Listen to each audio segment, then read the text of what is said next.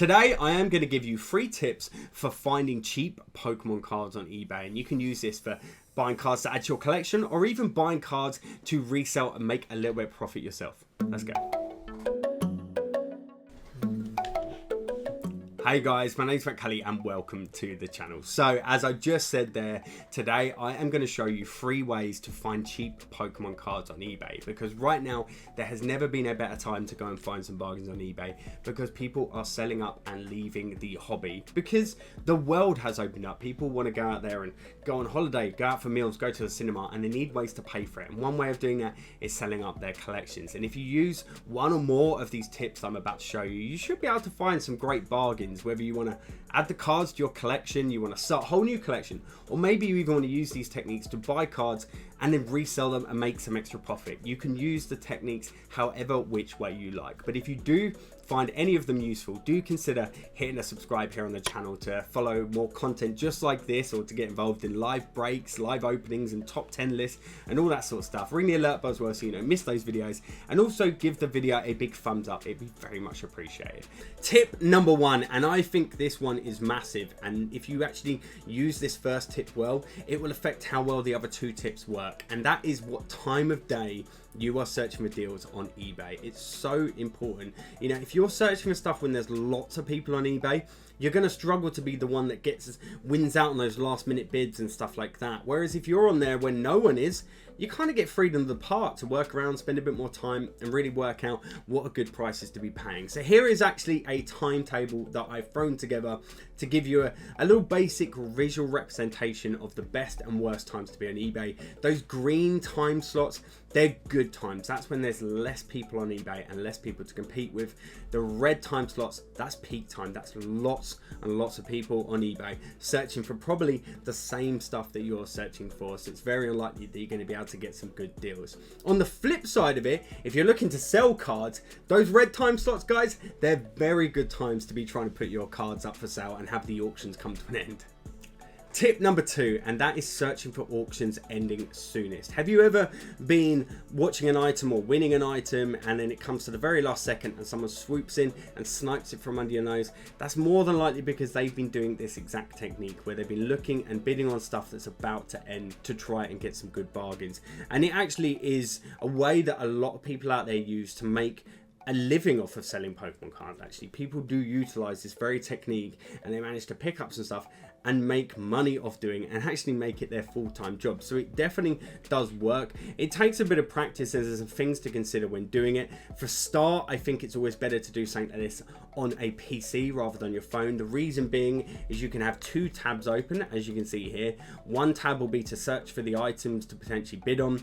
The second tab, this one here, is actually to put in the card that you're looking to bid on and see how much that item is sold for in the past, so that if you are buying it, you're getting it for the same cost, if not less than what it's sold for. So if you were looking to resell it, for example, you know that there's profit to resell that card in.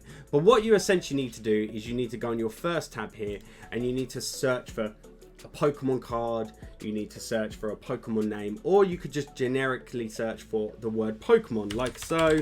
I'm going to chuck it in there and we're going to search it, and this is just going to list every single like Pokemon related item that is up for sale. Tons and tons of stuff. Look, 180,000+ results on eBay. Then what you want to do is head to this section here that says best match, but you want to click on this and you want to bring up stuff that's ending soonest. So you want to hit that button first. And then what you're going to see is all the auctions that are about to come to an end, and this is where you can potentially find some deals. And I'll tell you what, job lots are always, like these bundles, they're always a pretty good way to find a deal, because there's quite often a card hidden in there that might have a bit of value, and if you take the time to list and sell all the cards individually, there's potentially money to be had in it. But I wouldn't try and go for cards like this where you've only got 20 seconds left, because anything you're ever going to place an auction on, you really want to try and do some sort of research into it. Like that could potentially be a code card, but without like doing my research into it, I don't know. 99p seems good. But if I head to my other tab here, which is the one that I check prices in, I go and chuck that card number in, I hit search, I then go and scroll down the left hand side here, and I want to go to sold. So I want to see what the card's previously sold for. And if we have a look, the card is previously sold Look at that, 145, £3, 2.99, 3.45. That's all in the non-hollow. Then you've got the reverse hollow version that goes for a little bit more. That would have actually been a really good one to go for, and that would have been quite a nice little card to win, judging by what it's actually sold for in the past set. So that's the sort of thing you want. But as you can see, because I didn't have enough time on the auction, I wasn't able to really do that research quick enough. In an ideal world, you want a little bit more time, pushing up towards a minute at least, to be able to check the card, put the details over into the other tab and see how much they've sold for. Tip number 3, and that is to search for newly listed items, and in particular items accepting offers. You'd be surprised how many people will just accept the first offer that lands on their lap. Like, they really will, and you can get some awesome deals. And in particular, if you're lucky, you can even come across people selling like their complete collections, like binders, and get some real bargains. And if you take the time to break that collection up, you could even make some serious money off selling the cards that come out inside. And to do this is very simple. You're going to need your 2 tabs once again, one to check for solds, how much the cards actually go for, and the other one to search for the items to buy. And what you want to do is obviously type in again a Pokemon name or the phrase Pokemon if you just don't really care what card you're buying, you're just looking for good deals. Once you've done that, you want to go to the button here that says accepts offers. You want to click that, and then you want to head to the part where it says best match, and you want to do newly listed, and this is going to show you all the cards that have just been put up for sale. And it's a case of working down that list of stuff. This is cool. That is a very cool card, as you can see here, the EX01. But you can just basically work your way down the list and find cards that appeal to you. You can then do the old check of, let's do this Gyarados for example. This is such a cool card. EX era cards, they're secret rares. Mwah, love them, and they're so undervalued as well actually in general, but I think they're fantastic. If you look here, this person's actual description is not very good for search terms, so that's not going to come up very well when it comes to people searching for that particular card. But anyway, you're going to want to take the details. We're going to copy that part of it, and then we're just going to double check the card number 123 of 122. We're going to head to this tab, put that in 123 122, and we're going to see how much this card has previously sold for. So of course we're going to scroll on down the list. We're going to head to solds, and we're going to have a 15 quid for that card. Woof, that is so good. Wow, that's actually really dropped in price lately.